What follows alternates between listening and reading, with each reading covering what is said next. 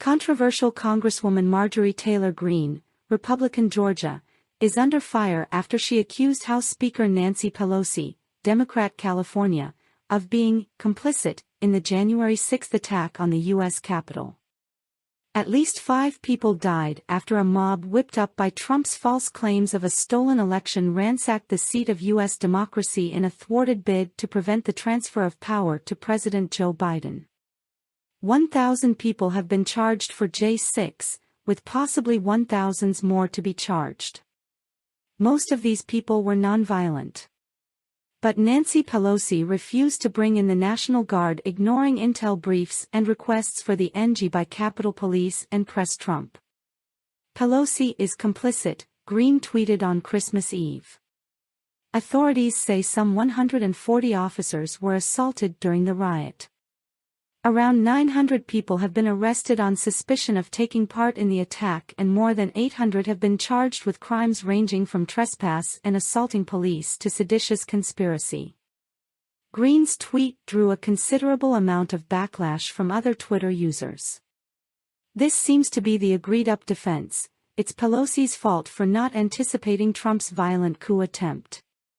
Never mind that Pelosi has no authority over the National Guard, etc., wrote HuffPost White House correspondent S.V. Date. They were looking to kill Pelosi, noted Michael J. Stern, an opinion columnist at USA Today. Pelosi does not control the National Guard. Trump did not sign an order directing them to the Capitol. Won't lying like this on Christmas Eve get you damned to hell, again?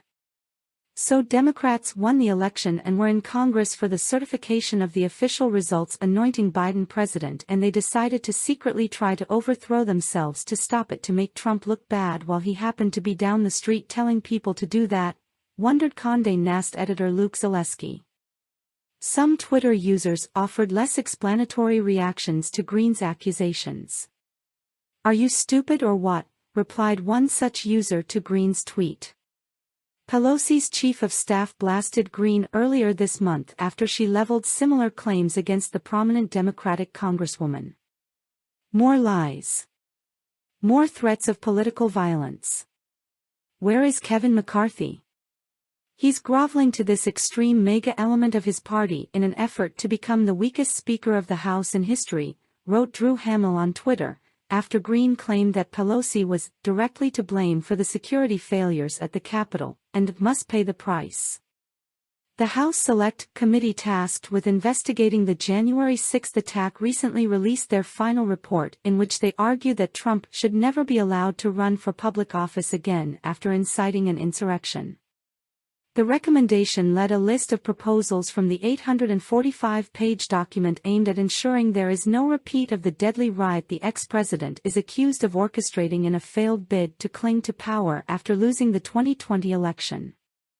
Our country has come too far to allow a defeated president to turn himself into a successful tyrant by upending our democratic institutions and fomenting violence, the panel's chairman Benny Thompson said in an introduction to the report, released late Thursday.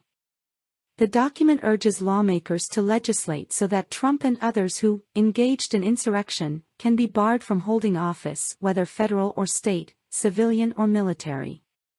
It was the culmination of 18 months of work by congressional investigators who interviewed more than 1,000 witnesses to establish the primary cause of the attack, which they blamed squarely on the Republican billionaire. The committee also recommended reforms of election law, a federal crackdown on extremist groups, and the designation of Congress's certification of presidential elections as a national special security event, on a par with the annual State of the Union address. It was the panel's final act before it is disbanded as the House of Representatives switches to Republican control in January.